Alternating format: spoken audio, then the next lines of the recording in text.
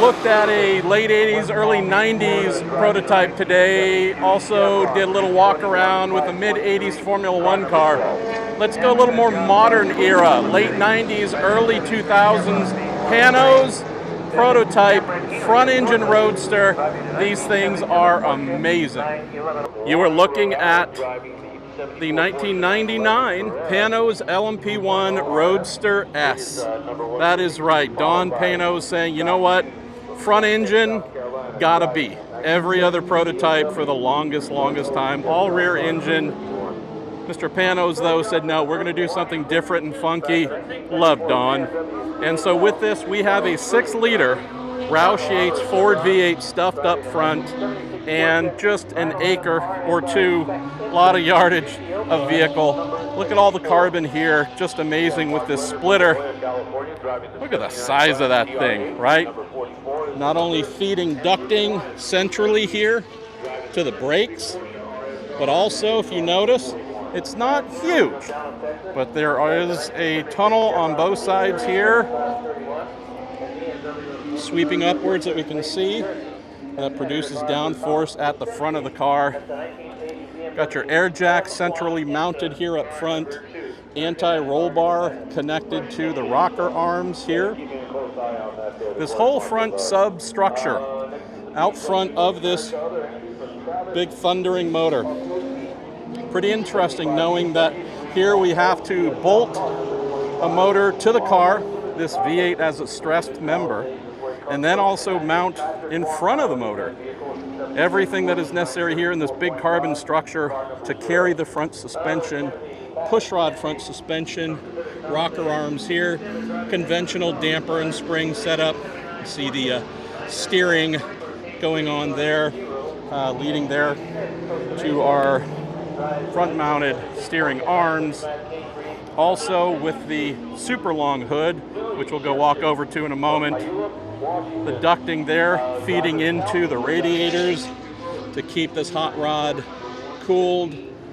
Then on both sides of the motor, oil tank, water reservoir in the radiators, etc. Just all kinds of great stuff. Look at the ducting coming in and then feeding out through the sides here. Looking back into the radiator on both sides. And then, oh boy, big exhausts doing big, amazing things.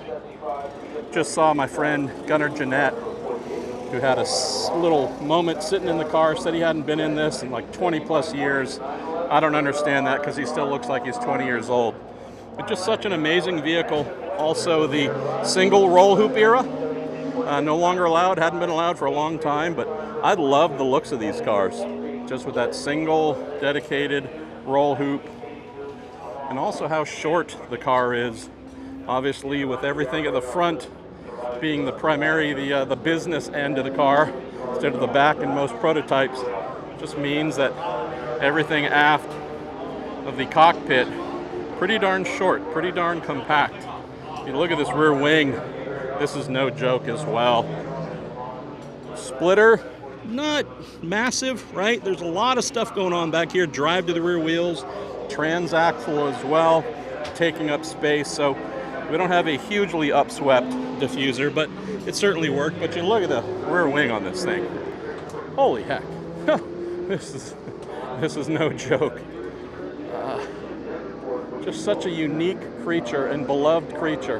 When these cars ran in the American Le Mans series, without a doubt, they were the fan favorites. So just a great thing to see here.